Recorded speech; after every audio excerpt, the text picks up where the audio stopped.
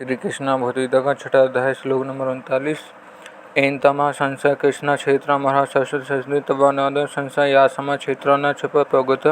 इसका हिंदी अर्थ है, कृष्ण मेरे इस संदेह का सर्वथा छेदन करने के लिए आप ही योग्य हैं, क्योंकि इस संशय का छेदन करने वाले आपके सिवाय दूसरा कोई हो ही नहीं सकता। व्याख्या परमात्मा प्राप्ति उद्देश्य होने से साधक पाप कर्मों को तो सर्वथा रहित हो गया, इसलिए वह नरकों में जो जा नहीं सकता और स्वर्ग का दहीना रखने से स्वर्ग में भी जा नहीं सकता। मनुष्य योनि में आने का उसका उद्देश्य नहीं, इसलिए वह उसमें भी आ नहीं सकता। परमात्मा प्राप्ति के साधन से भी विचलित हो गया। ऐसा साधक क्या छिन्न भिन्न बादल की तरह नष्ट हो नहीं जाता? यह मेरा संशय है।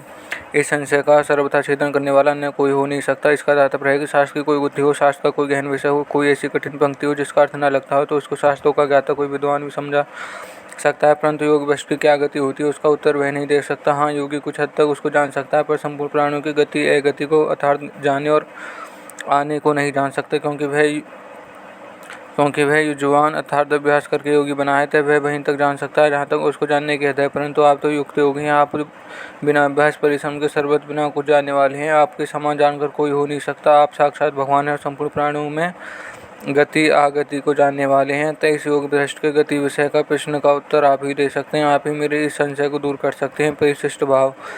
अर्जुन को भगवान श्री कृष्ण की भगवत गीता पर विश्वास है, तभी वे योग भ्रष्ट की गति के विषय में प्रश्न करते हैं और कहते हैं कि इस बात को आपके सिवाय दूसरा कोई बता नहीं सकता। भगवान श्री कृष्ण की भगवत पर विश्वास होने के कारण ही उनको एक अक्षौहिणी सशस्त्र नारी सेना को छोड़कर निशस्त्र भगवान को ही स्वीकार किया गया था। संबंध 38वें श्लोक में अर्जुन ने शंका की थी कि संसार और साधन से हुए साधक का कहीं पतन नहीं हो सकता। उसका समाधान करने के लिए भगवान आगे का श्लोक कहते हैं और यह श्लोक कहीं समाप्त होता है। धन्यवाद।